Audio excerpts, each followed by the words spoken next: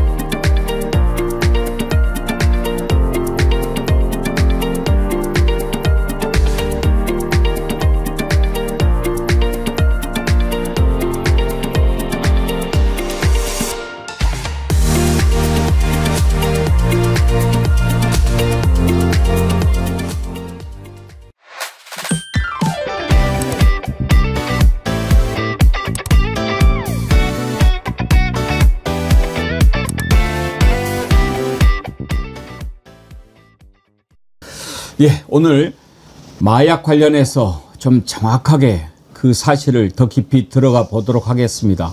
사실 백혜령 경정이 이 문제를 제기한 게 꽤 시간이 지났습니다. 진작에 특검이 만들어져서 이 문제를 밝혀야 했을 텐데 지금 뭐 내란 또 김건희 최혜병 이 문제도 분명히 특검해야 될 겁니다. 특검을 해야 된다는 여론도 이제 나오고 있습니다. 저는 좀 놀랄만한 기사를 하나 봤는데요. 중앙일보요. 중앙일보가 지난 9월 29일 날 이런 칼럼을 하나 실었어요. 김성탁 논설위원인데 제목이 마약 수사 외압 의혹 임은정 제대로 답 내놔야 이렇게 칼럼을 쓰면서 소설 같은 주장이 계속 이어진다. 뭐 영화 같은 상황이다. 그래서 뭐야 이건 또. 뭐 소설이라는 거야? 그랬는데 쭉 읽어보니까 그게 아니더라고요. 수사본부가 제대로 규명하지 못하면 특검해야 된다. 이 내용이더라고요. 보수 매체까지 이제는 이 사실을 인정하고 특검 도입 필요성을 주장하고 있는 상황입니다. 오늘 이 내용을 좀 더 깊이 들어가 보도록 하겠습니다. 백혜령 전 영등포경찰서 형사과장 나오셨습니다. 어서 오십시오. 네, 안녕하십니까. 백혜령 경정입니다. 지금도 화곡지구대 계시죠? 네, 그렇습니다. 언제까지 계실 거예요?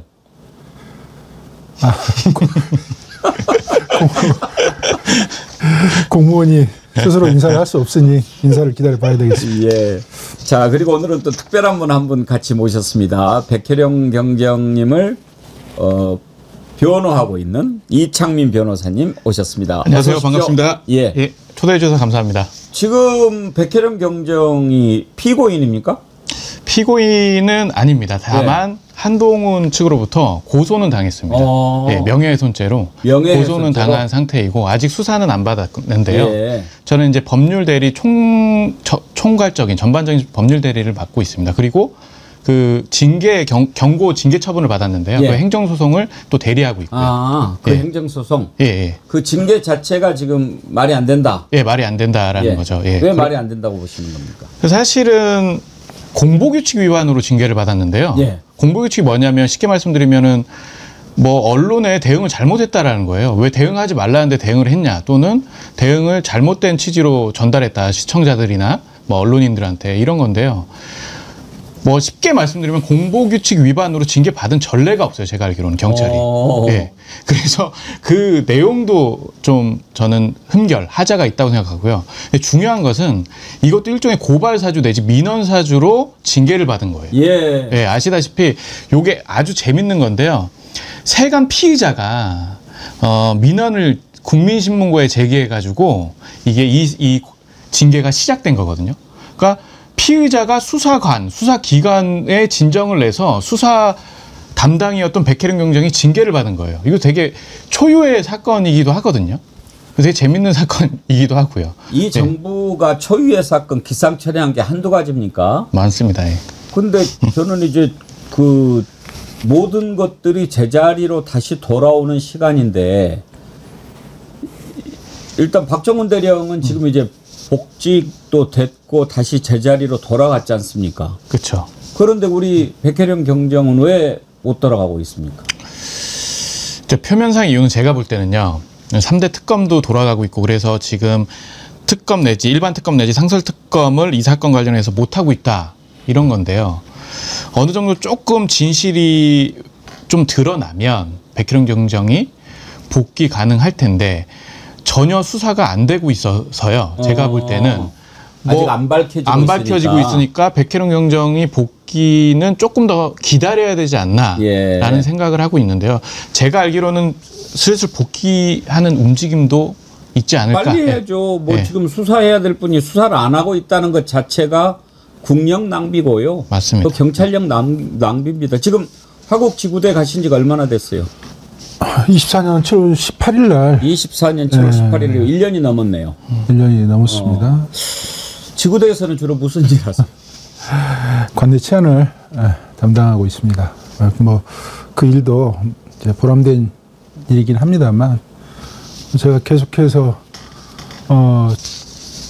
이제 정치권과 국민들한테 소원했던 부분, 간청드렸던 부분은 쫓겨났던 그 자리로 돌려보내달라.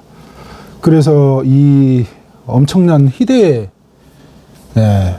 대통령 부부가 개입한 이 마약 사건을 수사를 진행해서 여기에 부하 내동하고 적극적으로 가담하고 또는 소극적으로 돌아앉아 눈을 감았던 그런 국가기관들, 공무원들을 발본색원해서 들춰내서 다시는 대한민국에 이런 참담한 사건이 있어서는 안 되겠다. 대한민국 국민들의 수천만 명의 생명과 안전이 위협받는 일은 막아야 되겠다. 그런 생각으로 지금도 버티고 있습니다. 작년 7월에 화곡지구대로 인사 발령 낸 자가 누굽니까? 조지호 경찰청장입니다. 조지호는 지금 이제 재판을 곧 받게 될 거고. 그때 당시에 인사에 백혜련 경정이 화곡지구대로 쫓겨났을 때 그때 당시 영등포 서장이었던 자는 어디로 갔습니까? 그때 영등포 서장은 강상문 총경이었는데요. 지금 그때 당시 어디로 갔어요? 그때는 계속 영등포에 영등포 서장. 영등포 서장을 하고 있었습니다. 그리고 나서 25년도에 경찰 인재개발원으로 이동을 한 것 같은데요. 정확한 근무처는 지금 확인해 봐야 되겠습니다. 그러니까 인재개발원으로 약간 빼준 거죠.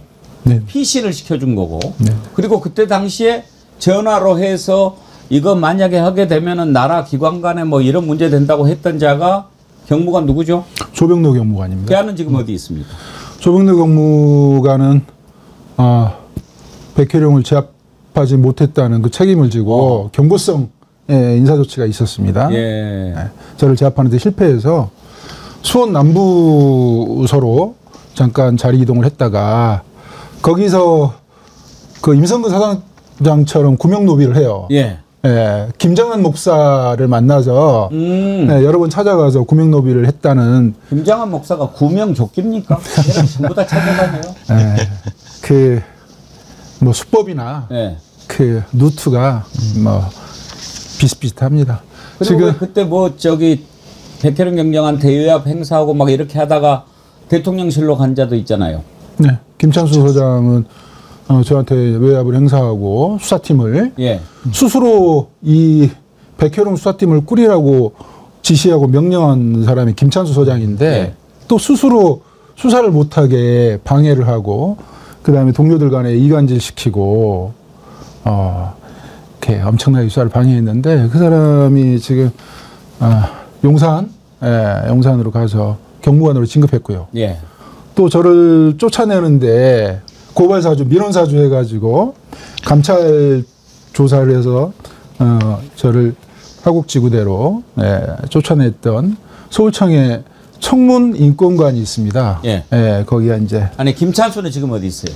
김찬수는 지금 대통령실에 대통령실에 그대로 있는 것으로 알고 있는데 그것도 인사이동을 한번 봐야 될 것 같고요. 아직 인사가 이루어지지 않았으니까. 대통령이 바뀌었는데. 네. 아니 그런 위험한 자를 대통령실에 그대로 둔단 말이에요? 김찬수 경부관보다 더 위험한 자들이 경찰 지휘부에 그대로 포진해 있습니다. 그리고 저를 고발사주 받아가지고 감찰 조사를 해서 저를 쫓아냈던 백남익 총경이 예. 김찬수하고 같이 경무관으로 진급을 했습니다. 어허. 아니 지금 아까 백혜룡 경장 빨리 원대 복귀해야 된다라고 했는데 아무리 진실이 규명되고 있는 과정이라고 하더라도 이렇게 부당하게 외압을 행사하고 그런 것은 지금 다 드러나고 있는데 이 자들이 아직도 진급해가지고 대통령실에 있고 막 이렇게 되는 거 이거는 문제 아닙니까? 제 생각엔 엄청 큰 문제고요. 예. 빨리 말씀하셨다시피 백혜룡 경장이 수사 일선에 복귀해서 이 사건 외압 말고는 그 세간 피의자들 있잖아요. 그런 세간 피의자들이나 검찰에 대한 수사를 해야 될 텐데요. 지금 김찬수나 등 뭐 백남익 등은 이제 조만간 지금 인사를 하고 있고요. 예, 경찰 예. 고위급에 대해서. 그래서 조만간 좌천성 인사가 있지 않을까 생각하고 있습니다. 참. 네. 이 말이 안 되는 일이 지금도 이루어지고 있다. 그러니 내란은 아직도 진행형이다. 이렇게밖에 볼 수 없는 거예요. 하여튼 지금 요 방송 끝나는 대로 대통령실은 인사 조치해야 됩니다. 일단은 직무 대기 발령이라도 시켜야 될 거 아닙니까? 여러 자를 그냥 그 자리에 두고 있다는 거는 말이 안 되죠. 지금은 이 마약 사건 이문정 동부지검장이 직접 지휘하고 있는 것으로 알고 있는데 맞습니까, 백혜룡 경장님? 네, 그렇게 들었습니다. 지난번에 왜 그 이문정 동부지검장 바로 인사 났을 때 네. 한번 보자고 했지 않습니까? 네, 네. 그때 가서 만나셨나요? 네, 만났습니다. 무슨 이야기 주로 하셨어요? 그 당시는 이문정 동부지검장이 동부지검장으로 취임을 했기 때문에 평소 서로 응원하는 사이에 좀 친분이 좀 있었어요. 예. 그래서 인사차 들렸고요. 그리고 이문정 동부지검장 입장에서는 본인이 수사권이 당시에는 없었습니다. 수사 지휘권이. 예. 그래서 동부지검의 건물 안에 합수팀이 꾸려져 있으니 협조할 부분이 있으면 서로 공감하는 부분이 있으면 서로 이렇게 조금씩 협조하는 게 어떻겠냐. 예. 그런 의견을 저한테 말씀을 하셨고요. 이제 그 부분은 제가 이제 불가하다 이렇게 말씀을 드렸고 기왕이 왔으니 합수팀 구성원 좀 봤으면 좋겠다. 그래서 합수단장하고 경찰 수사 책임자를 이제 만나고 왔죠. 그렇게 됐고요. 지금 이문정 검사장이 총괄 지휘를 하고 있는 상황입니까? 수사 지휘권은 부여를 받았다고 그러는데 수사 지휘권을 누가 이문정 지검장한테 부여했는지 그게 저는 의문이에요. 그때 당시에 검찰총장이 했을 거 아닙니까? 검찰총장이 이문정 지검장한테 수사 지휘권을 부여했는데 이문정 지검장이 그 수사 지휘권을 받았을까요? 무슨 말씀이죠? 이 합수팀은 제가 몇 번 강조해서 말하는데 합수팀은 검찰과 경찰의 수사협의체입니다. 예. 이 수사협의체는 대통령이 명령한다고 법무부 장관이 명령한다고 행안부 장관이 명령한다고 이루어질 수 있는 게 아니에요. 수사협의체는 법령에 의해서 탄생이 돼야 됩니다. 근데 그 법령에 규정이 돼 있어요. 수사협의회를 구성을 해서 거기에서 뭐 안건을 정하고 세부 운영 방안을 정해서 회의하는 절차가 있어야 되고요. 거기서 정해진 안건대로 운영을 해야 되는데 그런 절차와 과정이 전혀 없었어요. 애초에 위법하게 탄생이 된 거거든요. 행안부의 경찰과 법무부의 검찰이 누가 갑자기 수사협의체 꾸려가지고 합수팀 꾸려 이렇게 꾸린다고 꾸려지는 게 대한민국 법치주의에서 가능한 일입니까? 불가능한 일이거든요. 지금 이창민 변호사님 이 말씀 예, 요거 법률적으로 조금 보충을 드리자면 쉽게 이게 이제 박정훈 대령 사건하고 유사하다고 보시면 또 이것도 됩니다. 예. 왜냐하면 당시에 사건 이첩 관련 문제가 엄청 났잖아요. 경북청 뭐 이렇게 사건 이첩 예. 수사 기록이 어디에 있냐가 굉장히 중요한데요. 이 사건 수사 기록은 경찰에 있었어요. 영등포 경찰서 백혜룡 경영 수사팀한테 있었죠. 그러니까 사건 기록이 막 우리가 볼 때는 다 국가기관, 수사기관이니까 막 핑퐁처럼 넘어갈 수 있다 이렇게 생각하시면 안 되고요. 그렇게 넘어갈 수가 없어요. 검찰과 검찰은 분명히 완전 다른 국가기관, 권력기관이고 그렇기 때문에 검찰이 경찰한테 야 수사 기록 갖고 와 이렇게 못 갖고 와요 법령상. 예. 그런데 이번에 합수단이 만들어졌잖아요. 그 만들어진 절차와 배경이 특히 절차가 위법하다는 취지의 말씀이세요, 백혜룡 경영. 제가 볼 때도 그렇고 왜냐하면 수사 기록이 백혜룡 경정 수사팀 경찰에 있었는데 우리 대통령령 수사 준칙 어떤 법률상 협의체를 만들어 가지고 중요 사건으로 지정해서 합동 수사팀을 만들 수 있는데 그런 절차 과정이 전혀 드러나지 않았어요. 그리고 제가 알기로도 내부적으로 그런 절차 과정이 없었고요. 즉 경찰, 검찰 야 요거 중요 사건이니까 협의체 만들어서 중요 사건으로 지정한 다음에 같이 수사하자. 이런 과정이 없었어요. 그냥 이번에 6월 10일 날 대검에서 하루 만에 논의 끝에요. 그러니까 그 심우정 검찰총장 퇴임 3주 전이죠. 하루 만에 논의 끝에 제가 하루 논의했다 그러더라고요. 예. 뭐 몇 시간이든 하루든 간에 논의 끝에 야 대검에다가 이 합수단을 만들어 가지고 경찰, 검찰, FIU 같이 해서 이거 수사하자 이렇게 만든 거예요. 예. 그래서 경찰 몇 명 포섭해서 이제 같이 수사하는 것으로 했는데요. 이 과정이 법률에 어긋난다는 거예요. 백혜룡 경정 말씀은. 그렇군요. 제가 볼 때도 다 제가 들여다볼 수는 없잖아요. 수사기관끼리 하는 것이니까. 다만 이런 일련의 과정을 보면 위법 소지가 매우 크다. 저도 이렇게 말씀드리고 싶습니다. 예. 덧붙이면요. 이 합수팀이 사건 중심으로 이 마약 게이트 사건 중심으로 이 합수팀이 꾸려졌잖아요. 근데 검찰에서 경찰 사건을 취급할 수 있는 그 법령에 정해진 방법이 있습니다. 예. 근데 경찰에서 혐의 없다고 불송치를 하게 되면 검찰에서 경찰에 재수사 요구를 할 수가 있어요. 경찰에서 혐의가 인정돼서 송치를 하게 되면 검찰에서 그걸 보고 직접 보완 수사를 할 수 있고요. 그다음에 경찰에 다시 돌려보내서 보완 수사 요구를 할 수가 있습니다. 그 방법 외에는 다른 방법이 없어요. 그런데 이 사건은 지금 경찰에 있었거든요. 근데 경찰에서 경찰이 존재하는 사건을 검찰에 가져갈 수 있는 방법은 없습니다. 지금 불법적으로 지금 위법하게 꾸려진 사건이고 경찰 지휘부에서 지금 경찰청장하고 서울청장하고 국가수사본부장이 사건과 인력을 내줬잖아요. 이거 자체가 위법해요. 그들한테 그런 권한이 없습니다. 직권 남용한 거거든요. 모든 게 위법하고 그다음에 그 합수팀 꾸려진 그 구성원들이 대검 컨트롤 타워 마약 조직부 마약 게이트 덮어주고 진급한 승진한 사람. 근데 합수팀 단장 윤국권 합수팀 단장도 마약 게이트 덮어주고 승진한 사람. 지금 문제가 되니까 대검 수사기획관을 바꿨는데 김현실 차장검사가 그 자리에 앉았어요. 근데 김현실 차장검사도 인천지검에서 이 마약 게이트 덮어주고 그러니까. 승진한 사람. 예. 노만석 지금 차장도 마찬가지. 노만석은 뭐 더 말할 것도 없고. 심우정은 직접 덮어주고 검찰총장으로 승진한 사람이죠. 그리고 경찰 지휘부 그 3명도 마약 게이트와 굉장히 깊이 관련돼 있는 사람들이고 내란 세력이고. 그런데 제가 너무 놀랬던 게 대정부 질문에서 정석우 법무부 장관께서 하신 말씀이 이재명 정부 하에서 꾸려진 합수팀이어서 믿고 기다리겠다 이렇게 말씀하셨거든요. 저는 그 말씀 듣고 정말 멀다.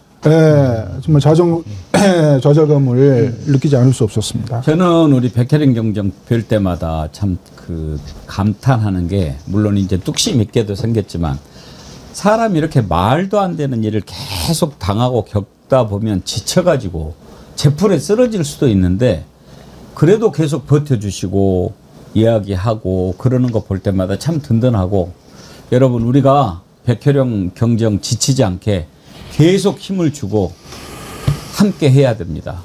지쳐서 쓰러지면 이 나라 정의가 사라지거든요. 이 문제를 감사합니다. 맨 처음 제기한 게 언제였죠?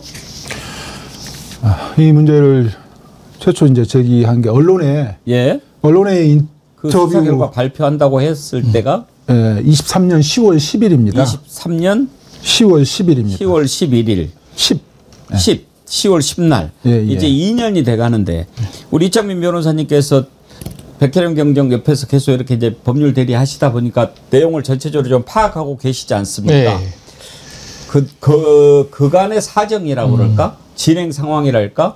이걸 조금 우리 애청자님 이해하기 쉽게 요약을 좀 해주시겠습니까? 아주 쉽게 말씀을 드리면요. 이 사건이 일단 엄청 많이 복잡해요. 다만 이거를 그냥 스토리로 한 30초간 말씀을 드리면요. 이제 백혜련 경정팀이 제보를 받아가지고 마약 수사를 했어요. 영등포 경찰서 백혜련 경정팀이 마약 수사를 하다 보니까 세관 공무원이 도와줬다라는 진술을 받게 되고, 그럼 세관 공무원에 대해서 좀 수사를 할 필요가 있잖아요. 그 세관 공무원 수사한다, 뭐 세관 공무원에 대한 의혹 들여다봐야 된다라는 언론 브리핑도 하려고 하니, 같이 하려고 하니, 이제 경찰청과 그 세관에서는, 관세청에서는 야 그거 하지 마 이렇게 외압이 들어온 거예요. 세관 관련은 이런 방구도 하지 마 이렇게 외압이 들어온 거예요. 다방면으로. 그래서 외압이 들어와서 그럼에도 불구하고 언론 브리핑을 했어요. 뚝심 있게 지금처럼 했는데, 이제 그 이후에 그래서 세관 공무원을 피의자로 전환해서 수사를 좀 했어요. 좀 하다가 보니까 이제 검찰에서 또 외압이 들어온 거예요. 원래 영장을 법원에 검찰이 청구해줘서 잘 받아줘서 세관 피의자들에 대한 영장이 좀 나왔었어요. 그런데 갑자기 안 나오기 시작하는 거예요. 검찰에서, 서울 남부지검에서. 그리고 관련 그 부서가 이제 이동이 되고, 관련 부서가 사실상 거의 없어졌다고 보시면 되고요. 그래서 이제 수사가 사실상 막혔죠. 그런데 좀 더 백혜련 경정팀이 들여다보고 수사를 한 거예요. 뚝심 있게 하다 보니까 서울중앙지검에서도 백혜련 경정팀이 수사하기 6개월 전에 동일한 말레이시아 마약 조직원들에 대한 수사를 한 거예요. 얘네들도 수사했었네. 검찰도 경찰 우리 말고도 수사를 했었네. 그런데 들여다보니까 수사가 제대로 안 된 거죠. 확실한 거는. 적어도 부실 수사나 수사 무마 또는 수사 무마를 한 거예요.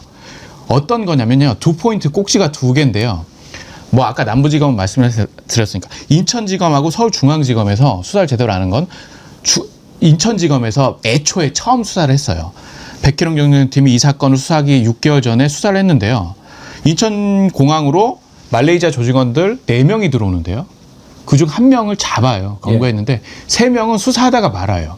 그러면은 백혜련 경정님이 방송 언론에서 많이 말씀을 하셨는데, 그러면은 우리 출국금지 시켜놔야 되잖아요. 법무부 통해서 출국금지도 안 해요. 특정이 됐는데도. 이상하죠? 이건 분명히 이상해요. 그 다음에 한 달 있다가 서울중앙지검에서 3명을 잡아요. 근데 이상한 게요. 중앙지검에서 인천공항에서 잡는 게 아니고요. 부산 김해공항 내려가서 잡아요. 이상하죠? 부산 지검도 마약 수사에 특화된 지검이거든요. 그렇죠. 분명히. 그런데 중앙지검에서 김해공항 부산에 내려가서 3명을 검거해요. 그 3명은 지금 다 재판에 넘겨져서 징역을 살고 있는데요. 이 3명 중 1명은 리고아라는 자는 내가 1월 당시에 3번 들어왔다. 3번 몸에다 마약을 칭칭 감고 들어왔다. 이렇게 자백을 해요. 자백을 해서 자백을 하면 나머지 자백에 대해서도 증거가 있으면 기소, 재판에 넘겨야 되거든요. 근데 중앙지검 차원에서 재판에 넘기지 않아요. 근데 나머지 증거, 즉 보강 증거라고 그러는데 보강 증거도 있어요. 보강 증거가 뭐냐면 뭐 동양 보고서, 부두목의 수첩, 이렇게 줄줄이 나와 있는 일정과 뭐 마약 양 등이 줄줄이 나와 있는 수첩 등이 있단 말이에요. 즉 구체적인 보강 증거가 있는데 자백도 있고요. 그런데 재판에 넘기지 않아요. 즉 이 리고아라는 사람은 3번 내가 몸에 마약을 칭칭 감고 인천공항, 김해공항을 통해서 들어왔다고 자백했는데 한 번만 재판받고 한 번에 대해서 8년형을 지금 대전 교도소에서 살고 있어요. 예. 이거는 명확해요. 제가 리고아를 만나고 왔습니다.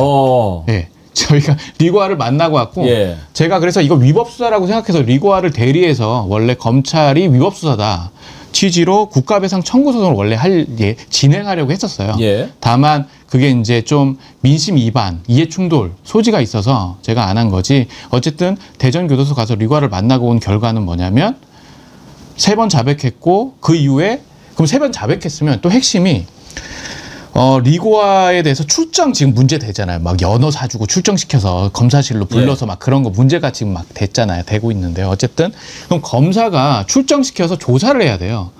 너 나머지 2번 또 자백을 했는데 어쨌든 그거에 대해서 수사를 받아야 된다. 조사 받아야 된다. 출정도 한 번도 안 했다고 리고아가 자백을 했어요. 그러니까 즉 그 이후에 리고아가 자백했음에도 불구하고 리고아에 대한 나머지 2번의 자백에 대한 수사는 전혀 이루어진 적이 없어요. 즉 적어도 부실 수사 흔적은 있는 거죠. 그런데 총체적으로 보면 수사 무마라고 보이는데 어쨌든 줄거리 내용은 이렇습니다. 네. 그 뒤로 이제 외압과 관련된 것들도 계속 좀 설명을 해 주시죠. 외압과 관련된 그 뒤에는 이제 지금 아까 모두에 설명드렸다시피 이제 세관 이제 2023년 10월 10일 날 백현 경영팀이 72kg 마약을 압수했다. 마약 그거에 대해서 이제 언론 브리핑을 하려고 하니까 말씀드렸다시피 관세청하고 서울청 고위직들이 이제 와서 외압을 시작하는 거죠. 야 이거 세관 관련 내용은 브리핑에서 완전 빼라. 뭐 명확히 범죄 혐의가 확인된 것도 아니지 않냐. 그거 빼라. 이러면서 수차례 들어왔고 사실 이렇게 특정해서 사람을 언급하면 좀 헷갈릴 수 있거든요. 그래서 어쨌든 관세청장 그리고 그 서울청장을 비롯해서 서울청 고위직들이 다방면으로 전화 찾아와서 서울 영등포 경찰서까지 찾아와서 이렇게 외압을 한 거죠.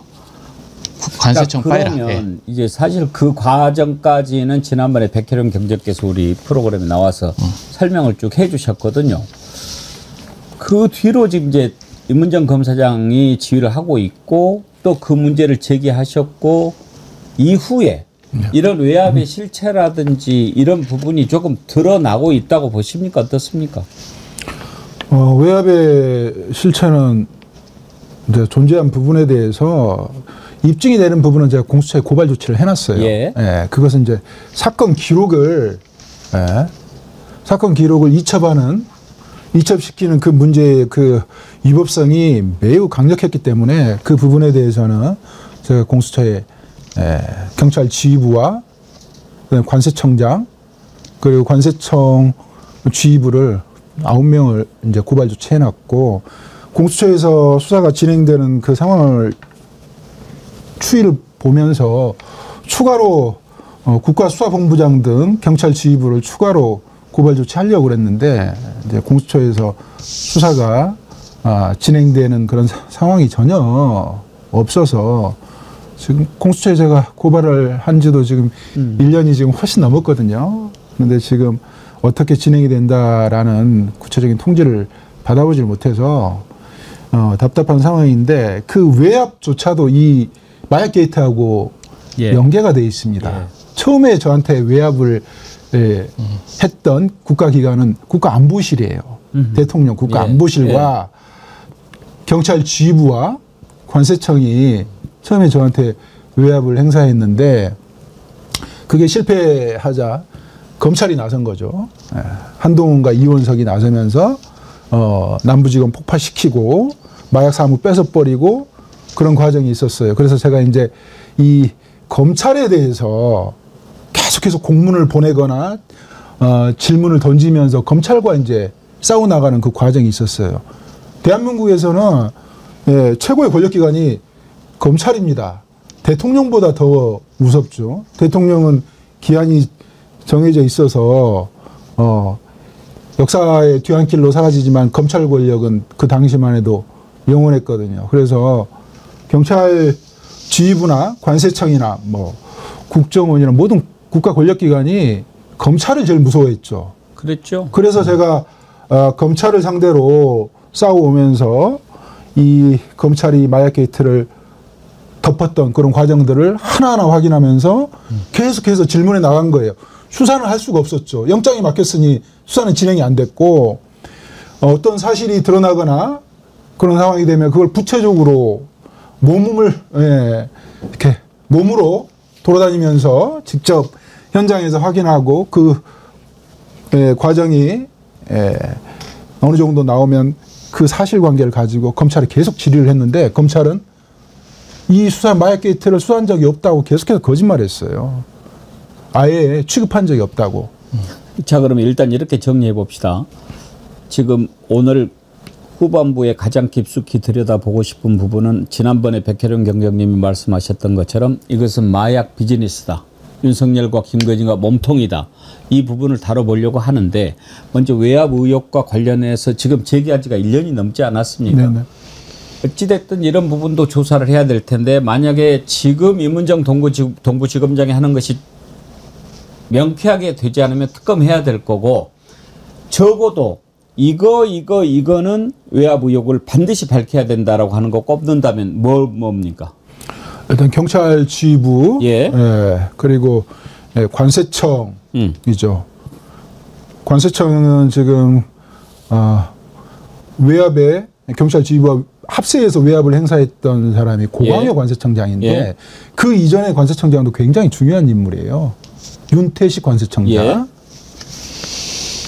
그 다음에 이 마약 게이트가 23년에 발생했던 마약 게이트에 지금 한정해서 수사를 하고 있는데 그때 이 마약 게이트 관련해 가지고 해외 공작 파트, 해외 테러와 해외 마약 유통을 책임지고 있는 국정원이죠. 국정원장, 1차장.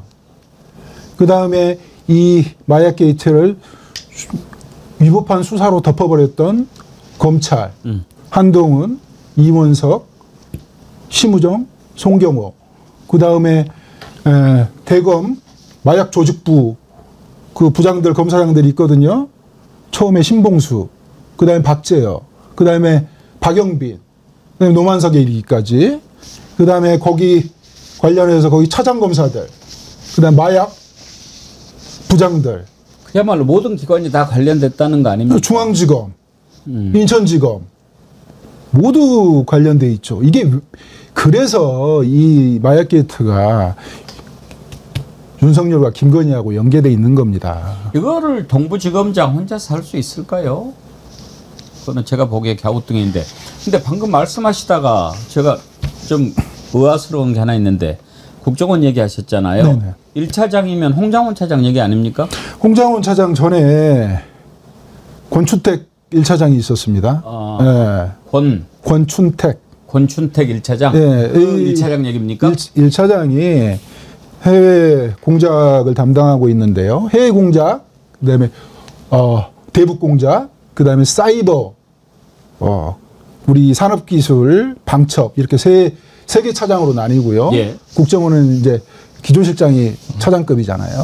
근데 1차장이 제일 중요합니다. 근데 1차장이 주로 하는 사무가 해외에서 국내로 반입되는 마약 유통에 대한 차단이에요. 이거 하면서 그 국정원 블랙 요원들이 상당히 목숨도 잃고 그러거든요. 근데 이 마약 국내로 무차별적으로 들어오는 밀반입을 국정원에서 몰랐다 있을 수 없고요. 곳곳에 드러나게 우연찮게 드러나는 일이 많았거든요. 그런데 국정원이 움직인 적이 단 한 번도 없어요. 이 방첩사도 마찬가지고. 청문회 때 백혜련 경정이 이런 얘기를 하신 적이 있어요. 그때 수사 당시에 경찰 지휘부의 수사 방해와 외압이 엄청났기 때문에 직원들하고 몰래 의논을 했다. 네네. 지휘부에 보고하지 말고 우리가 개인적으로 돈을 걷어서 사적으로 여행을 가서 마이클 그 안가를 알고 있으니까 잠복해서 수사하자 이렇게 하셨다고. 네네. 실제로 그렇게 했습니까? 너무너무 답답한 국면이 계속됐고 수사팀을 백희룡 수사팀을 꾸리라고 지시했던 김창수 소장이 배신함으로써 경찰서 내에서 너무 힘들었는데 이 수사팀이 움직일 때마다 수사팀은 보고를 해야 됩니다. 서울청에 국가수사본부에 수사를 나갈 때마다 압수수색을 나갈 때마다 엄청난 압력을 행사하고 수사 기밀을 저는 그때 서울청과 국가수사본부에서 관세청에 수사 기밀 이런 것들을 상당 부분 지금 빼돌렸다고 이렇게 생각을 하는데 너무너무 외압이 심해서 저희가 이제 영장이 안 되고 다른 방법으로 수사가 안 되니까 그동안에 밀수를 했던 밀수꾼들 밀수꾼들을 찾아다니면서 저희들이 탐문하고 그들로부터 어떤 정보를 얻으려고 노력을 했고 그다음에 검찰이 검거했던 중앙지검에서 검거했던 그 3명의 조직원 중에 한 명 니고하라고 있거든요. 니고하가 지금 대전교도소에 있다는. 니고하를 만나서 니고하고 접촉을 해서 니고하가 범행에 인천공항에 들어올 때 사용했던 그 핸드폰을 집에 보관하고 있다는 거예요. 그래서 그걸 우리가 듣고 다음에는 이제 교도관들이 알게 되면은 좀 교도관도 좀 문제가 되겠지만 우리가 이제 다시 접견을 해서 니고하를 접견을 해서 니고하고 화상 통화를 한 겁니다. 그러니까 니고하는 누나한테 화상 통화를 한 거예요. 그래서 누나한테 니고하가 얘기해가지고 우리가 몰래 갈 테니까 그 핸드폰을 보관하고 있다가 우리한테 넘겨달라. 그게 굉장히 중요한 증거가 되기 때문에 그랬더니 니고와 누나가 약속을 했습니다. 그래서 우리가 작전을 짰죠.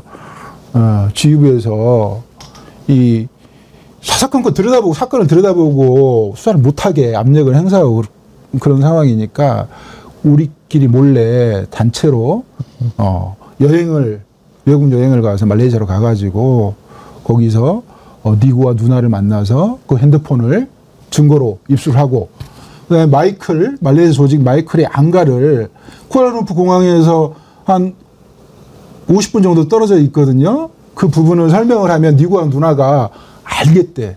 그래서 그 장소를 가가지고 잠복을 하다 마이클이 나타나면 거기서 이제 저희들이 방법을 강구해야죠. 해외에서는 대한민국이 경찰권이 작동하지 않으니까 마이클을 검거해서 당국에 넘긴다든지 안 그러면 심지어는 또 이런 얘기까지 했죠. 마이클 애를 어디 인적이 드문 곳에 데리고 가서 일단 묻어놓자. 농담이죠. 농담인데 오죽 답답했으면 그렇게 했겠습니까? 이제 그렇게 거기 가서 현장에서 판단할 법을 현장에서 해야 되는 거죠. 여기서 뭐 이렇게 의논해봐야 소용이 없으니까. 그런데 이창민 변호사님 지금 저런 아이디어, 그러니까 공부상 출장이 아니고 우리끼리 사적으로 여행 가는 것처럼 가서 수사를 해도 괜찮습니까? 법률적으로는 괜찮지는 않습니다. 문제가 될 수 있죠. 다만 하도 외압이 많이 다 들여다보고 있는 상황이잖아요. 그러니까 수사하지 말라고. 그러니까 답답한 마음에 이제 그렇게 생각을 하셨다는 건데 사실은 위법한 수사에 국가 간의 문제를 그렇죠. 만약에 공조 수사가 아닌 형태니까 소지는 있지만 현장에 가겠다는 의지가 굉장히 강했고요. 우리 수사관들, 우리 동료들도 직원들도 그리고 제가 무모한 수사를 하지 않는 사람이에요. 제가 이 마약 게이트 하면서 현장 검증만 9번을 했잖아요. 돌다리도 두드리면서 수사하는 사람입니다. 근데 거기 가가지고 현장에서 판단할 부분은 현장에서 판단하는 거지. 그래서 무모하게 경찰권도 없는데 마동석처럼 그렇게 할 수는 없는 거고요. 근데 한 말씀만 드리면 리고와 누나에 대해서 핸드폰을 이제 가져온 이미 제출이라 하거든요. 그건 너무 좋은 생각이죠, 사실은. 그런데 그거조차도 상부에 눈치 보여서 못했다는 건데요. 그렇죠. 그 핸드폰이 아까 들으셨던 것처럼 매우 중요한 단서고 증거예요. 그것만 갖고 왔으면 상황이 완전 반전될 수 있었을 텐데 좀 아쉽습니다. 제 입장에서. 그것을 경찰 지휘부에서 방해를 했다니까요. 그래서 영장을 집행하는 매 순간, 수사를 나가는 매 순간 세관 피의자 조사하는 그런 상황들까지 간섭하고 방해를 했는데 이것조차도 국가에다 우리가 여행비를 달라는 것도 아니고 개인 사비 들여가지고 그 핸드폰을 가져오겠다는데 그걸 그 말레이시아 영사한테 전화해가지고 영사가 찾아가가지고 이 사건을 완전히 망쳐버렸어요. 그 영사가 핸드폰을 압수해가지고 이렇게 우편으로 등기로 보내줬는데 핸드폰이 아니고 장난감 10개 정도를 보냈는데 제가 그거 보면서 분노를 금치 못했습니다. 완전히 매기는 거죠. 경찰 지휘부에서 이렇게 야비한 짓을 한다니까요. 지난번에 이제 조금 다른 얘기긴 합니다만 관봉권 띠지 그 증거 인멸과 관련해서 국회에서 청문회 하지 않았습니까? 근데 그때 보니까 나와 계시던데 박상용도 있을 때가 그럴 땐 근데 왜 그때 그 자리에 계셨어요?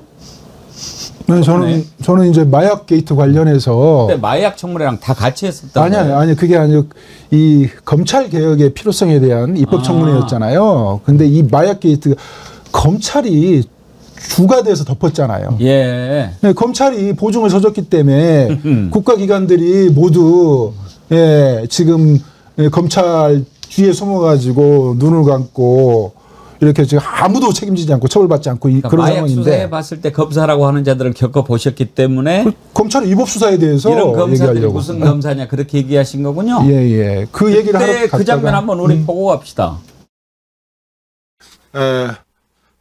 검찰청에서 경찰에 비해서 약하다고 생각했던 부분이 과학수사 분야였어요. 그래서 그 몸집을 키우려고 10년 전에 대대적인 시도를 해서 대검에 과학수사부를 만들어서 그 검사장이 이제 과학수사부를 이끌고 있는데 지금 관봉권 띠지 관련해가지고요. 대검에서 DNA 데이터베이스를 다 가지고 있어요. 물론 국과수에서 가지고 있습니다. 근데 지문이 제대로 안 나와가지고 비닐은 지문이 잘 나옵니다. 그렇지만 띠지 같은 경우는 지문이 잘 안 나와요. 쪽지문이라고 그러죠. 예, 지문이 정상적인 지문이 안 나오는 것을 쪽지문이라고 그러는데 지문은 단백질 분비물이에요. 거기에 반응하는 화학 물질들이 있습니다. 근데 쪽지문이 나오면 화학 물질들이 잘 안 붙기 때문에 그 쪽지문은 단백질 미세한 걸 긁어가지고 DNA를 채취를 해요. 그 DNA 데이터베이스를 대검에서 가지고 있습니다. 그래서 우리가 대검에 부탁해야 돼요. 지문은 경찰이 신원을 측정하는데 DNA는 대검에 맡겨놓습니다. 국과수에 맡겨놓고 나중에 10년, 20년 후에 범인이 검거되면 그거 가지고 대조를 하죠. 그럼 100% 맞아 떨어집니다. 이 과학수사에 대해서 경찰보다 더 자부심이 있는 대검에서 기초수사도 안 해놓고 안 한 게 아니죠. 고의적으로 애초에 대검 과학수사부장 검사장과 검찰총장이죠. 이 사실을 보고받고 거기서부터 잘못된 겁니다. 지금 M1 우리 압수계 이 수사 담당관들 지금 여기 와가지고 위증해가지고 고초를 겪고 있는데 너무 안타까워요. 지금 근데 어떡합니까? 위증은 한 것 같고요. 지금 이 박건욱 부장검사, 최재현 부장검사는 특수직무유기 특가법상 입건해야 됩니다. 당장. 이 국회 나가는 순간 체포해야 됩니다. 이런 사람들이 무슨 검사입니까? 이런 사람들이 무슨 검사입니까? 검사 면전에서 저렇게 얘기할 수 있는 경찰관 대한민국에 몇 명이나 있겠습니까? 우리 백혜령 경정 아니면 할 수 있는 사람이 없지요. 그런데 지금 이제 검사들을 겪어보셨으니까 이렇게 막 수사 외압하고 막 사실 있는 것도 없는 것으로 바꾸고 없는 것도 막 하는 걸 보셨으니까. 그런데 저기 계셨으니까 궁금한 거 하나 좀 잠깐 여쭤볼게요. 거기에 이제 수사관들이 3명, 처음에는 김정민, 나경민 2사람 나왔다가 그 다음에 이제 최선영 대장이라고 거기는 나와서 이렇게 좀 제대로 이야기하는 것 같아가지고 최선영은 제대로 정직하게 이야기를 하고 김정민은 순전 거짓말하네 이렇게 우리가 지금 생각하고 있는데 방금 전에 백경정님 말씀하는 것 보면 다 위증이다라고 이야기하신 것 같아요. 맞습니까? 네. 최선영 계장도 사실을 진실을 얘기 안 한 겁니까? 그 중에서 가장 사실에 가깝게 진실에 가깝게 얘기하는 사람이 나경민 수사관으로 제가 판단을 했어요. 보는 시각에 따라서 다를 수 있지만 제가 이제 수사 경험이 좀 많고 현장에서 압수수색도 많이 하면서 압수수색 관련해 가지고 제가 그 이제 증거 재판주의의 원칙이 있지만 이 압수수색 잘못하게 되면 이 수사 전체를 그르치기 때문에 굉장히 제가 신경을 쓰는 부분이에요. 그래서 그 듣고 있다 보니까 이 최선영 계장이 얘기하는 게 마치 진실처럼 보이지만 빠뜨리고 얘기하는 부분들이 있거든요. 일부분만 얘기는 하는 거예요. 그래서 최선영 계장이 얘기하는 게 최재현 검사가 얘기하는 거하고 일치해요. 다른 게 없어요. 같은 얘기를 하는데 최선영 계장이 김정민 수사관하고 대립을 세우면서 얘기하는 게 이렇게 귀에 쉽게 들려서 그런 건지 최재현 검사하고 최선영 계장은 같은 수사팀에 있습니다. 같은 이해관계가 같잖아요. 그리고 얘기하는 것도 최재현 검사가 하는 얘기하고 최선영 계장이 하는 얘기는 똑같아요. 와, 우리가 생각하기에는 저긴 좀 정직하게 하는 것 같다 이렇게 생각했는데 이창민 변호사님도 그렇게 보십니까? 네, 이거는 의견이 백경정님하고 동일해요. 전반적으로 다 동일한데 아까 이제 저는 변호사다 보니까 이제 재판 중심으로 좀 들여다보는 경향이 있고 수사 실무 중심으로 백경정님은 들여다보는 경향이 좀 있는데 제가 아주 간단하게 알기 쉽게만 말씀드리면 백경정님 아까 하신 말씀을 이거예요. 엄청 쉬운 말. 최선영 계장은 사실을 말해요. 그 사실 맞아요. 근데 그 사실만 말하면 이제 현실이 호도 왜곡된다는 건데 무슨 말이냐면 이제 뭐 잘 샜다 그래요. 관본권을 그대로 뒀다 그래요. 쉽게 말해서.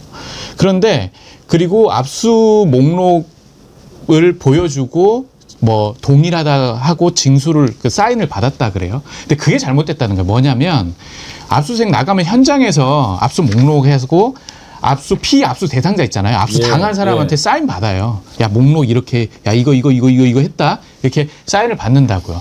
근데 여기 와서 또 똑같이 동일성을 확인하고 또 이렇게 했다. 야, 동일한 거다. 하고 또 사인을 받을 필요가 없어요. 그런 압수수색은 없어요. 근데 그런 거를 지적하시는 거예요. 백혜룡 형님은. 근데 이제 이해관계가 그 검사와 계장님은 최선영 계장은 이해관계가 동일하고 더불어서 뭐가 잘못됐냐면 제가 지금 기억나기에는 잘못된 점은 뭐냐면 최선영 계장이 어떤 취지로 말했냐면 우리가 압수해 와서 3가지 형태가 있는데 관본권 플러스 세 가지 형태가 있는데 관본권 그대로 두고 압수계 다른 팀으로 넘겼다고 했어요. 이런 취지로 말했는데 그거를 자기는 포스트잇 그 동일성을 훼손하지 않기 위해서 조심스럽게 다 셌다라는 취지로 말했고, 그렇지, 시청자분들은 저렇게 일해야지 그랬죠. 근데 그렇게 할 필요가 없어요.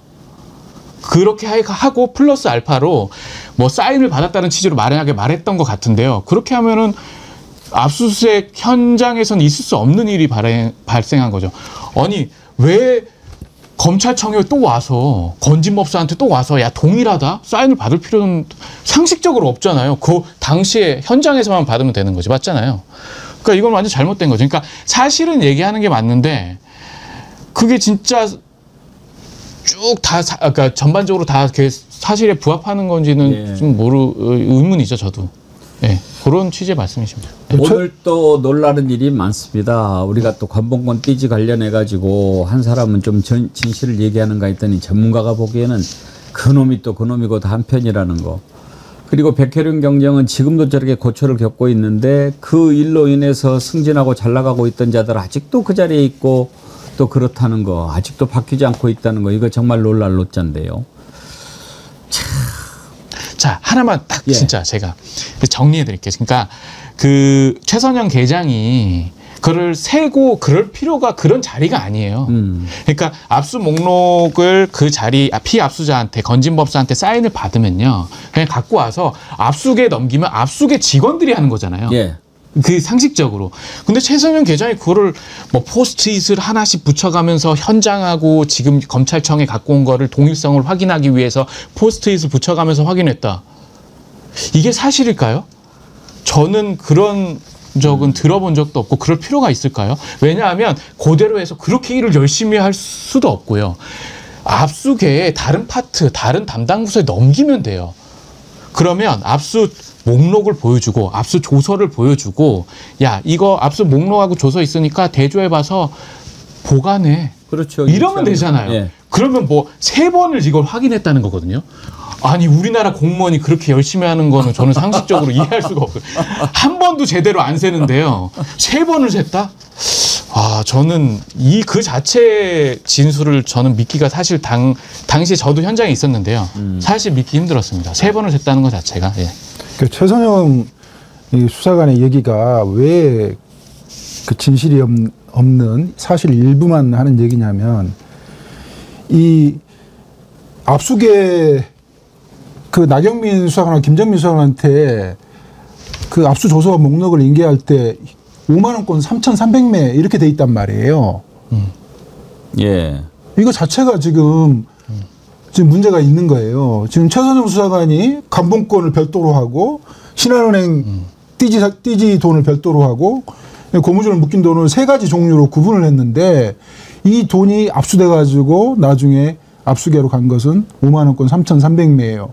예. 그러니까 최선영 수사관의 인식하고 압수계로 넘겨진 그 서류가 전혀 다른 거고요.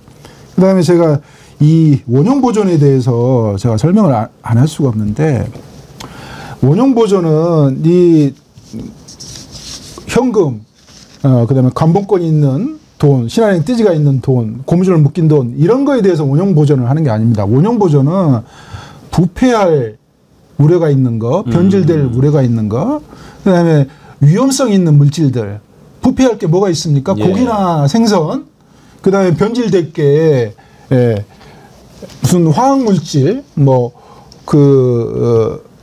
화재 현장에서 휘발유, 그다음에 마약 사건에서 마약 같은 경우는 왜 위험 물질이기도 하고 변질될 우려가 있기 때문에 이런 것들은 환가 처분하거나 어디다 위탁 보관하거나 이렇게 원형 보존을 지시를 하지만, 현금은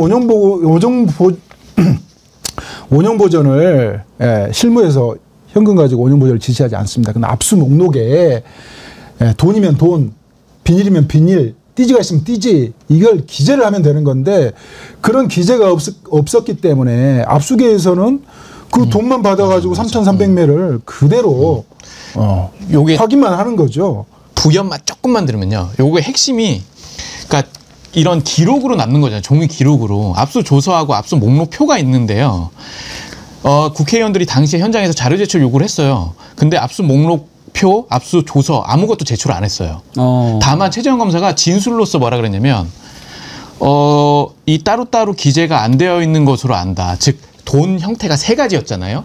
그런 진술만 했지, 이런 압수 조사하고 목록을 국회에 제출도 안 했어요. 즉, 이건 뭐냐면요, 이 의혹을 제기하는 게 핵심이에요. 여기서 얘네가 처음에는 압수 현장에서는 따로따로 감봉권 몇 매, 현금 몇 장, 요렇게 압수 조서를 만들고 목록을 만들고 사인을 건진법사한테 받았는데, 여기 와서 검찰청 와서 압수 목록하고 조서를 바꾼 거죠. 예. 그냥 1억 6,500만 원.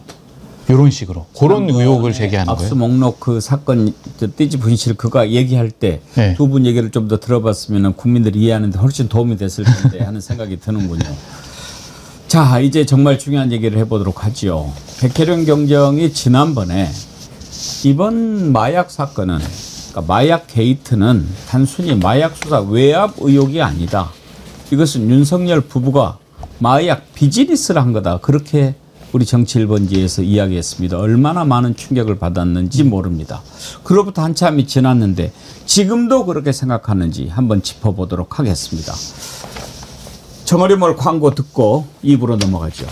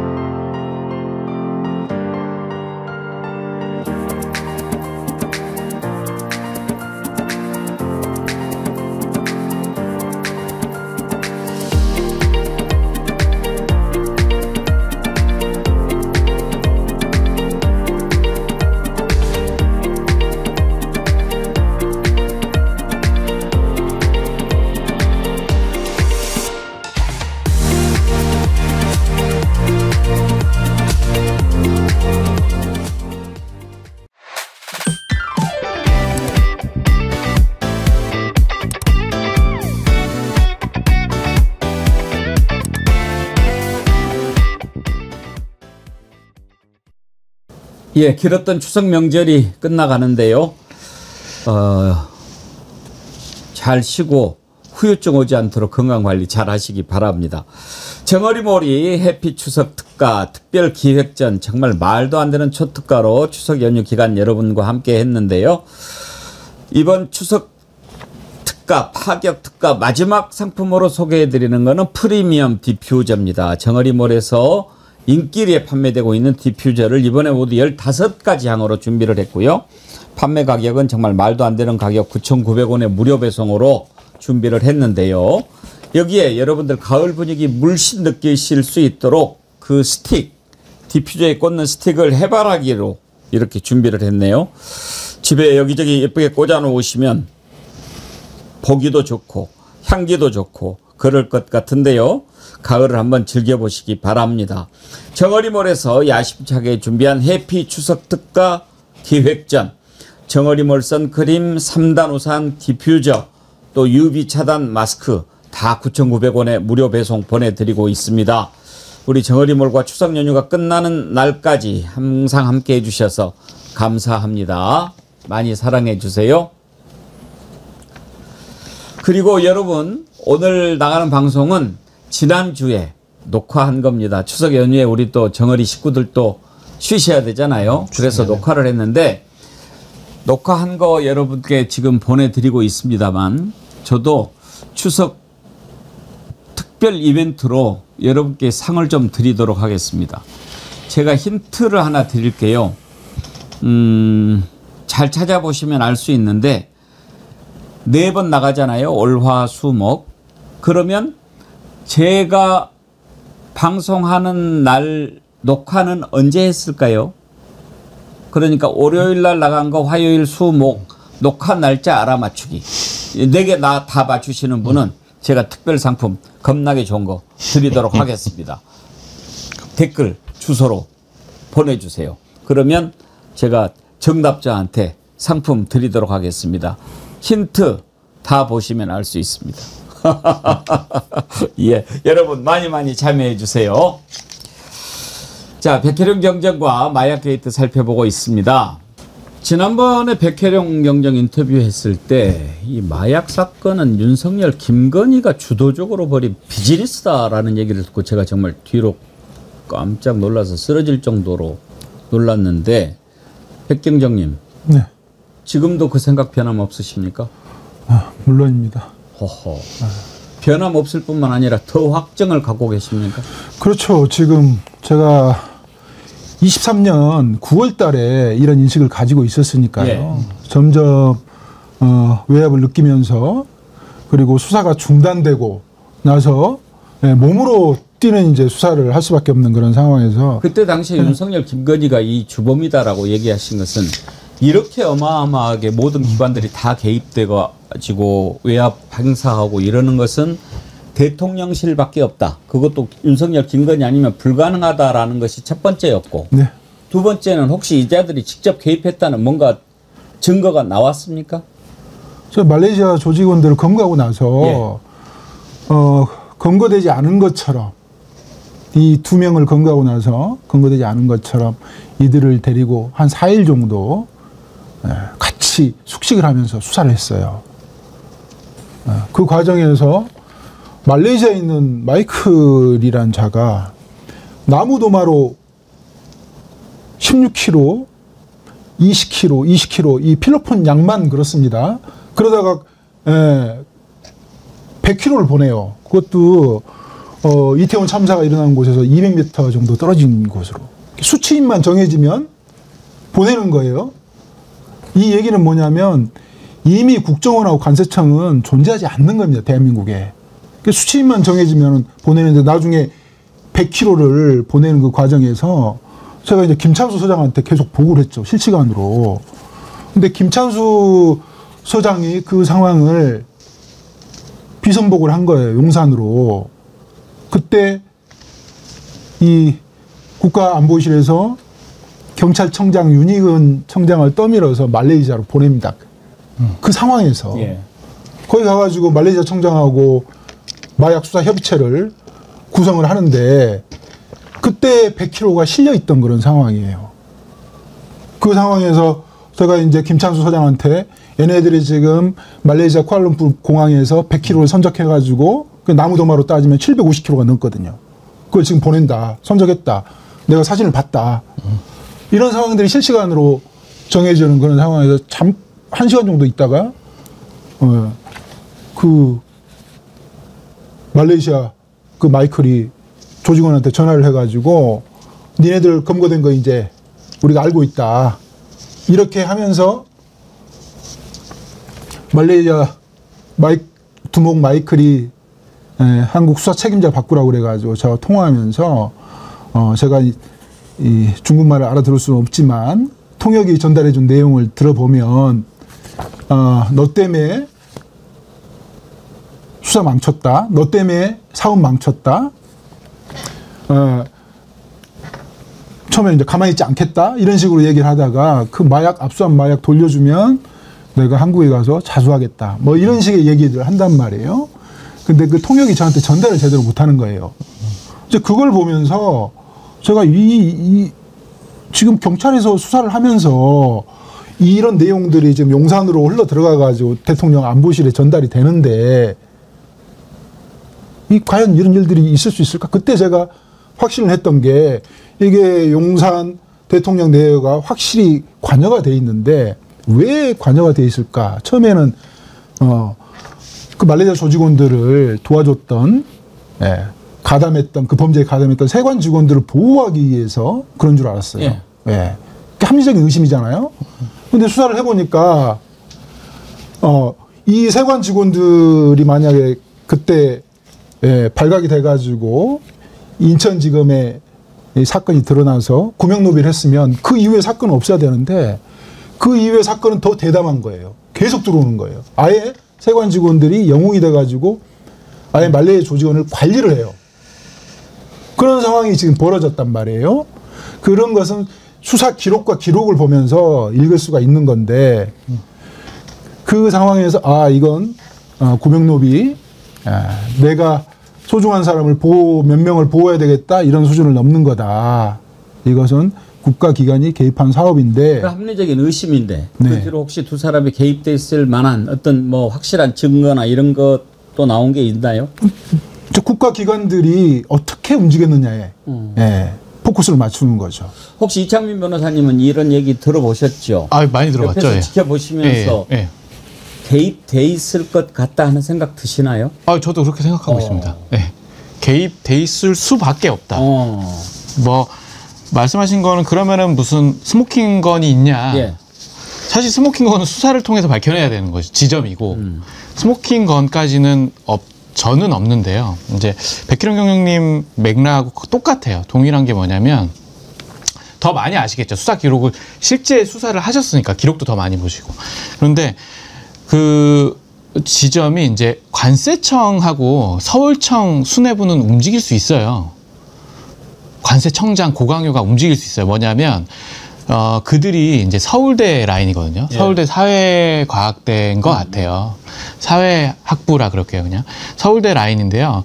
그 인맥이 이제 1, 2년 그 학번 차로 연결되어 있고, 그 고강요 관세청장하고 서울청장하고 서울경찰청 수뇌부들이 이제 행정고시 다 행정고시 출신이고 연배도 비슷하고요. 서로 다 아는 사이라고 보이고요. 그렇게 이제 그들은 이제 고강요 관세청장의 청탁 등을 통해서 백희룡 경정님 등을 뭐 이런 거는 움직일 수 있겠죠. 그리고 고강요 관세청장 입장에서는 관세청 직원들이 비위 사실이 있다, 비리에 연루돼 있다 그러면 당연히 예. 천인공노할 얘기죠. 그러니까 보호해 줄 수 있어요. 그런데 여기서 그들만, 그러니까 관세청, 서울청만 움직인 게 아니고 아까 말씀드렸다시피 검찰청을 움직였단 말이에요. 검찰청 통은 아니더라도 남부지검, 중앙지검은 저도 기록을 통해서 어느 정도 봤어요. 수사 무마 내지 완전 부실 수사를 했거든요. 그럼 이것만 종합해 봐도, 그리고 플러스 알파, 그러면 인천공항에서 국정원이 있거든요. 그리고 대공분실처럼 검찰청도 검찰 분실이 있어요. 거기에 세교대로 계속 돌아가요. 그러니까 어쨌든 국정원, 검찰, 관세청, 서울경찰청 뭐 이렇게 다 움직일 수 있는 사람은 그러니까 용산밖에 지금 이제 없어요. 여러 가지로 봤을 때 두 예. 사람이 개입하지 않았으면은 할 수 없는 불가능하죠. 것들 그런 불가능하죠. 것이고. 예. 그때 당시에 또 김충식도 뭔가 개입이 돼 있을 것이다. 백혜련 경정은 그렇게 의심을 했거든요. 지난번에 우리가 김충식 인터뷰를 하는데 김충식이 수첩에 300kg 뭐 이렇게 말레이시아 쓴 게 있었지 않습니까? 이건 뭐냐 하고 물어본 적이 있었어요. 백경정님 혹시 보셨는지 모르겠는데 그때 김충식 발언 한번 들어보시죠. 그 수첩에 310kg 말레이시아 이렇게 쓴 게 있는데 이거를 처음에 본인이 쓴 게 아니라고 했다가 강진구 기자하고 인터뷰할 때는 맞다. 그런데 이게 마약이 아니라 금이다. 이렇게 얘기하신 적이 있으십니까? 말레이시아에 예. 말레이시아 310kg. 그걸 뭘 때문에 썼는지는 모르지만은 310kg 이렇게 얘기할 때는 이제 금 수입하고 예. 금을 가져오기로 했다든가 예. 그런 얘기를 누가 할 때 아마 기록한 것 같습니다. 아, 직접 하신 건 아니고 예. 금을 수입하거나 이런 일은 안 하셨어요? 예, 금을 가져오기로 저는 그런 얘기를 안 해요. 금 수입이나 금을 가져오기로 했다 이 얘기인 것 같습니다. 마약은 전혀 모르시고. 아이고 저는 제 사전에는 그런 걸 불합리한 그 생활이나 이게 사회에 어떤 좋은 일을 좀 끼치고 싶은 마음으로 인생을 내가 살고 제가 제 훈장 받은 것이 뭐 때문에 받은지 다 나와 있어요. 저 부분은 제가 지금 생각해도 좀 이해가 안 되는 부분인데 백경정님 어떻게 생각하세요? 저도 지금 김충식을 용의선상에 두고 예. 이제 수사를 해왔기 때문에 그 전에 이제 김충식 인터뷰를 이제 모 매체에서 하는 걸 제가 주의 깊게 봤거든요. 그때는 이제 금 수입을 말레이시아에서 필리핀 공항으로 이렇게 금을 옮기다가 필리핀 공항에서 압수가 됐다 이렇게 이제 제가 그렇게 말씀하신 걸 들었고 지금 방송을 보니까 그런 얘기를 이제 구체적인 얘기는 안 하고 금 얘기다 이렇게 얼버무리는 것 같은데요. 지금 뭐 말레이시아에서 필리핀으로 금을 310kg를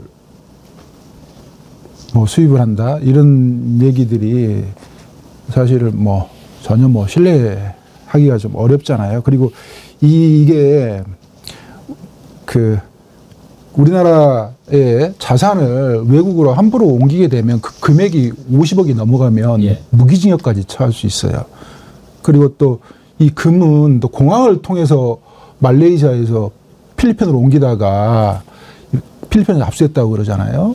그 관세 포탈 금액이 또 1억이 넘어가면 또 그 상황을 봐서 무기징역까지 처할 수 있는데 이게 특정 경제범죄 가중처벌법, 특정범죄 가중처벌법 두 개 다 위반될 소지가 있거든요. 물론 이제 외국에서 일어난 사안이라 다른 말씀을 할 수 있겠지만 이게 오히려 마약보다도 더 황당무계한 말씀을 지금 하시는 것 같은데. 금이 됐든 마약이 됐든 뭘 마음대로 가지고 들어올 수가 없게 돼 있는 거 아닙니까? 그 말도 안 되는. 근데 왜 그 금이라 뭐 310kg 말레이시아 썼을 텐데. 마약을 피해 나가기 위해서 예. 이렇게 변명하다 금이라고 보니까 변명했는데. 변명하다 그러면 보니까 나온 것 저거 같아요. 봤을 때 네. 김충식도 마약 사업에 관련이 돼 있다고 보십니까?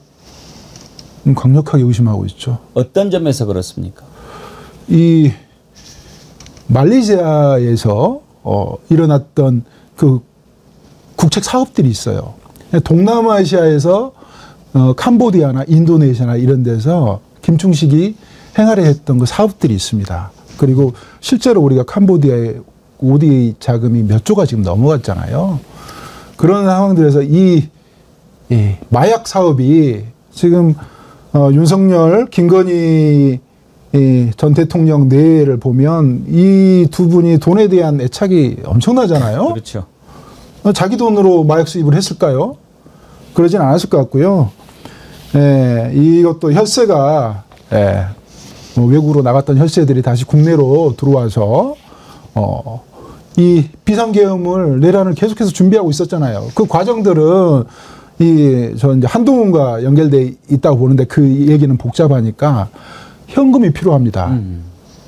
그 내란에 성공을 하게 되면 계엄에 성공하게 되면 비상 계엄 상황에서 이렇게 재정을 돌리는 건 가능하겠지만 그 전까지 가려면은 군인들 운영해야죠. 사적 조직 운영해야죠. 이러려면 현금이 필요했을 거고요. 그래서 그 현금을 지하에 있는 5만 원권 현금을 확보하기 위해서 저는 이제 마약 사업을 했다고 강력히 의심하고 있는데 백회롱의 수사는 30% 정도, 30%에서 40% 정도 진행되다 멈춰버렸어요. 그 수사가 세관과 검찰을 수사하는 것을 드러내려고 하다가 멈춰버렸잖아요. 국정원을 드러내려고 하다가 멈춰버렸잖아요. 그러니까 그 이후에 뭐 입증이 없다, 증거가 없다, 확증된 사실이 없다 이렇게 얘기하면 그건 재판 끝나고 확정 재판 대법원 3심 끝나고 나서 수사해야 된다 이런 얘기랑 똑같은 거거든요. 모든 정황 증거가 모든 국가기관이 개입을 했고 대한민국에서 말레이 조직원 21명이 직항을 뚫어가지고 12번을 침투하고 이런 일이 대한민국에서 존재했냐 말이죠. 단 한 명도 몸에 4kg씩 부착해가지고 공항을 통과해서 유통시킨 사례가 없습니다. 지금 최근에 김포공항에 한 명이 들어오다가 그 휴대용 캐리어에 24kg 마약이 적발됐거든요. 근데 이 말레이시아 조직원 21명이 12번 침투하면서 연 인원으로 따지면은 36명이에요. 36명이 그 캐리어, 휴대용 캐리어에 단 한 번도 검색을 안 받았는데 그 24kg의 절반이라도 마약을 가지고 들어왔거나 뭐 총기나 폭발물이나 이런 것들이 있었다면 지금 나라가 어떻게 됐겠습니까? 이 마약이 이 국내에 들어온 그 양을 감히 추산하기 어렵다. 이렇게 그리고 보는 겁니다. 조그만 그 케타민 김포공항 24kg 케타민이라는 마약을 이제 캐리어에 갖고 들어오다 적발된 중국인인데 적발됐는데요. 그거 보면은 심지어 스크리닝에 걸리지 않기 위해서 은박으로 막 쌌었어요. 예. 그런데 마약 탐지견한테 종국적으로는 걸렸거든요. 근데 어쨌든 뭐 이제 입국 심사할 때 여러 장소로 경유해서 들어와서 의심을 했고 아피스라는 것을 공항 측에서 걸어놨고. 아피스가 뭐죠? 비스가 전자통관 시스템이라고 있습니다. 관세청이 운영하는 전자통관 시스템이 있는데 거기 이 슈퍼컴퓨터라고 보시면 됩니다. 이게 스스로 계산을 해가지고 승객이 외국에서 비행기를 탑승을 하면 그 승객 명단이 그 외국에서 대한민국 그 출입국 외국인청으로 전산으로 이렇게 송부가 되잖아요. 그럼 그 안에 약 20가지가 넘는 정보가 있어요. 그것을 여러 승객들을 다 받아가지고 순식간에 계산이 되죠. 전자통관 시스템. 대한민국의 IT 기술은 세계 최고잖아요. 이 전자통관 시스템의 성능을 높이 평가해서 구라파 선진국에서도 수입해서 쓰고 있거든요. 그분 이동 동선이 좀 이상한 거예요. 그래서 아피스 전자통관 시스템을 자동으로 걸려요. 걸어 놔도 되고 어떻게 걸어 놔서 그분이 아피스 전자통관 시스템에 걸려서 그럼 경보음이 울리거든요. 근데 이제 그 캐리어에는 드러난 건 없는 거예요. 마약 케타민을 갖고 들어왔는데. 그래서 마약 탐지견이 이제 갔죠. 뒤졌죠. 근데 은박지에 돌돌 싼 그 케타민 24kg가 걸린 적발된 거거든요. 케타민은 어떤 종류의 마약입니까? 케타민은 또 제가 알기로는 좀 약한 성분의 마약이죠. 조금 다른데 좀 합성으로 보시면 합성. 네, 합성. 그러니까 필로폰보다 훨씬 약한 거예요. 훨씬 약한 것이고 환각 효과가 좀 약하다고 저는 알고 있고요. 그런데 어쨌든 그 케타민이 적발됐는데 김포공항에서요, 그것도. 근데 인천공항에서 아까 말씀하신 것처럼 12번을 몇십 명이 들락날락 몸에 깜장 테이프로 이렇게 붙이고 들어왔어요. 몸에. 근데 4kg씩 막 이렇게. 근데 그게 안 걸린다는 게 말이 안 되죠. 그럼 만약에 정말로 못 잡았다. 그럼 우리나라 이거 완전 뭐 존재할 이유가 없는 거예요. 그러니까 말도 안 되는 것이고요. 예. 그럼 이창민 변호사님도 지금 백혜련 경정님 법률 대리를 하다가 윤석열 부부가 이렇게 개입이 된 것 같다는 확신을 갖게 되셨는데 윤석열 부부가 그 마약 사업에 개입해서 얻고자 하는 게 뭐라고 보십니까? 뭐 사업을 했다면은 여러 공백이 좀 메꿔져야 돼요. 수사를 통해서 예. 추정되는 여러 지점들이 있는데요. 좀 메꿔져야 될 텐데 어쨌든 마약 사업을 했다고 가정한다면 당연히 돈이겠죠.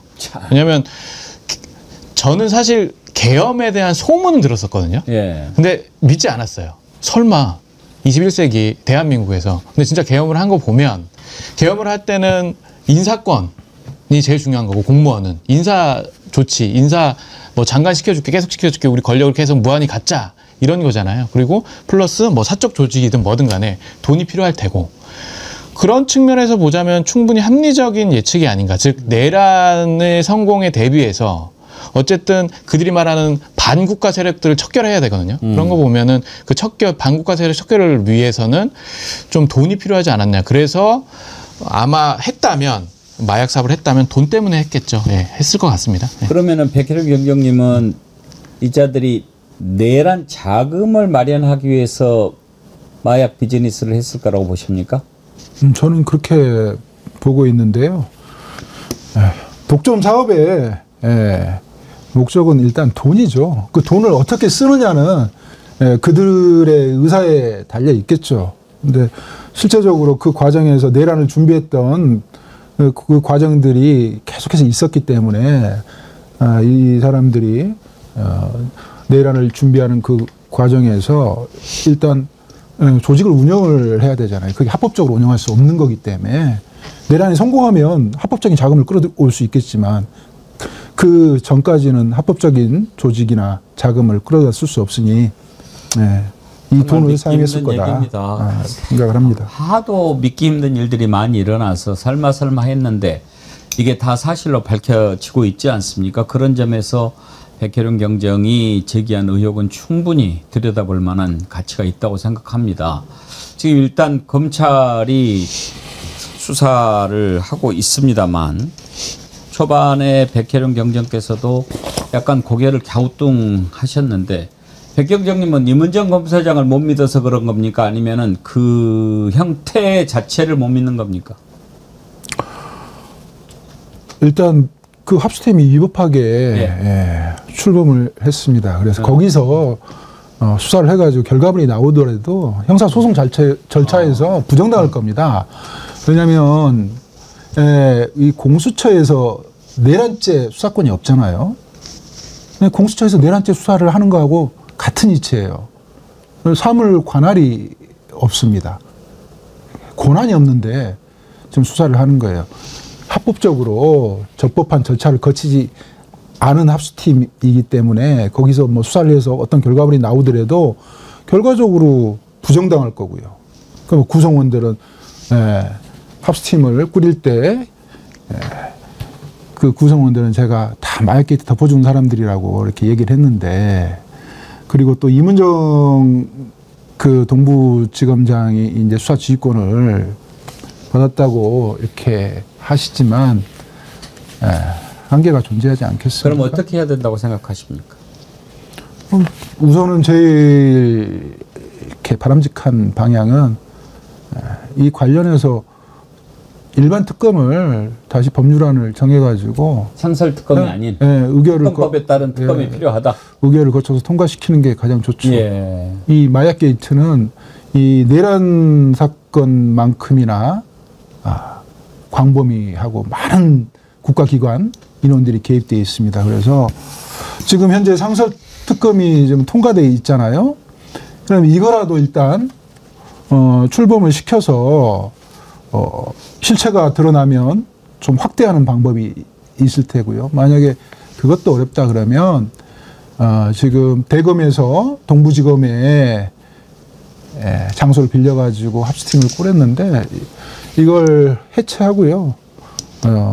다시 적법 절차에 맞게 꾸리면 됩니다. 이게 해체하고 꾸리는데 일주일이면 충분하거든요.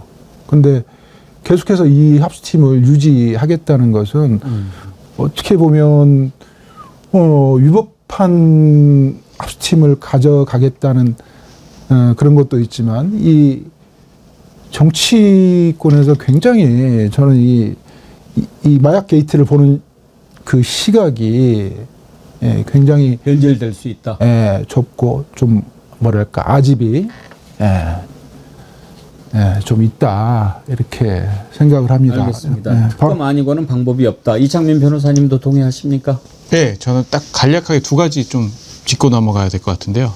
백현웅 형님이 말씀하셨으니까 절차적 문제가 불거질 수밖에 없는데요. 이러면 재판 가서도 어렵거든요. 그래서 어쨌든 합수단이 어떻게 영등포경찰서가 갖고 있는 기록들을 갖고 있다면 어떻게 갖게 되었는가에 대해서 국민들한테 소상히 좀 설명할 필요가 있고요. 왜냐하면 이게 절차적 위법이 치유가 안 될 수 있거든요.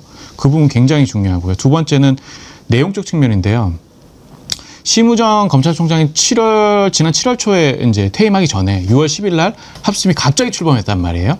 아까 말씀드린 것처럼 갑자기 출범했는데 이거는 검찰의 전략에 말린 것 같아요. 즉 원래 제가 알기로는 이재명 대통령은 이걸 상설특검을 해서 상설특검 후보자를 추천위원회까지 만들어졌고 상설특검 후보자를 2명 추천해달라고 요청까지 있었던 것으로 알고 있거든요. 근데 후보자 추천위원회에서 추천 안 한 거죠. 그러니까 상설특검은 안 돌아가는 거죠, 지금. 그런데 그게 왜 안 돌아가고 있냐면 지난번 법무부 장관이 이렇게 발언을 보면 대검에서 지금 합수단을 만들었으니까 그거 수사 보고 뭐 상설특검을 하든 일반 특검을 하든 하자라는 취지로 말했거든요. 그러니까 이게 말린 거예요. 제가 볼 때 대검은 이거를 시간을 좀 지체하고 대검이 뭐 증거 은폐를 하든 은닉을 하든 간에 자기 좀 빠져나갈 구멍은 좀 이제 만들어 놔야 될 것 같거든요. 그러니까 부실 수사든 수사 은폐든 간에. 그래서 자기들 빠져나갈 구멍 좀 이렇게 들여다 먼저 보고 싶어 측면도 있었겠죠. 어쨌든 그래서 대검이 급작스럽게 합수단을 6월 10일 날 만든 거거든요. 근데 그 수사를 지켜보자. 그리고 나서 판단하자. 이거는 완전히 바람직하지 않죠. 그러니까 대검이 머리 잘 쓰는데 검찰이 머리 잘 쓰는데요. 검찰 전략에 말린 것 같아요. 법무부 장관께서 조금 좀 제가 비판을 하자면 너무 좀 나이브한 생각을 가지고 계신 게 아닌가. 예, 저는 그런 생각을 했습니다. 알겠습니다. 우리가 특검의 효용성은 지금 진행되고 있는 특검 수사를 지켜보면 충분히 알 수 있습니다. 생각하지도 못했던 일들, 특검이 아니었으면 알 수 없는 일들 계속 나오고 있지 않습니까?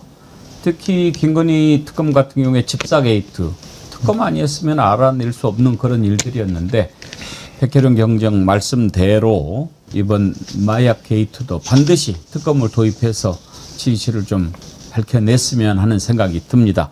예, 추석 특집 인터뷰 마약 수사 외압 의혹에서 이제는 윤석열, 김건희가 마약 게이트 주범이다라는 생각을 갖고 있는 백혜련 경정 그리고 이창민 변호사 두 분과 함께했습니다. 오늘 이렇게 또 시간 내주셔서 감사합니다. 앞으로도 계속 힘내주시기를 바랍니다. 네, 감사합니다. 예, 감사합니다. 예, 정말 특검 아니면 답이 없다 이런 결론 내리게 되는데요. 정어리몰 광고 듣고 돌아오겠습니다.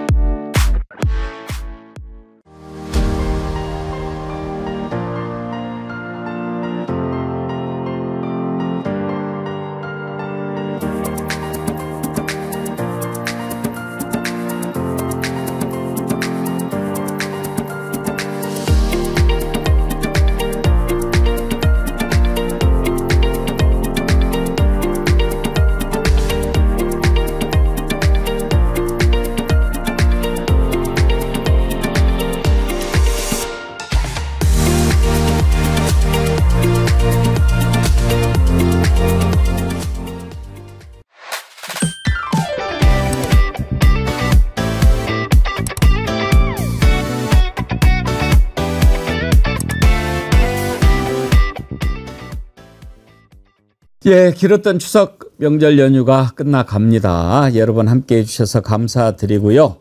정어리몰에서 이번에 해피 추석 특가 특별 기획전 준비했는데요. 끝까지 많이 사랑해 주시기 바랍니다. 이번에 정어리몰 선크림 3단 우산 디퓨저 UV 차단 마스크 모두 9,900원의 무료 배송으로 참 대단한 특가지요. 판매 가격이 9,900원의 무료 배송. 여러분들 이번 기회에 잘 이용하셔가지고 필요한 것들 잘 챙기시기 바랍니다. 특히 이번에 마지막 상품으로 소개해드리는 디퓨저는 가을 분위기 물씬 느낄 수 있게끔 해바라기 조화 스틱을 서비스로 보내드린다고 하니까요. 이번 기회에 장만하셔가지고 여기저기 예쁘게 꽂아 놓으시고 가을을 즐겨보시는 것도 좋을 것 같습니다. 향기가 참 좋은 디퓨저니까요. 네, 고맙습니다. 여러분, 이제 추석 연휴 끝나가는데 내일은 또 라이브로 11시에 여러분 찾아뵙도록 하겠습니다. 함께해 주신 여러분 고맙습니다. 내일 오전 11시에 찾아뵙겠습니다.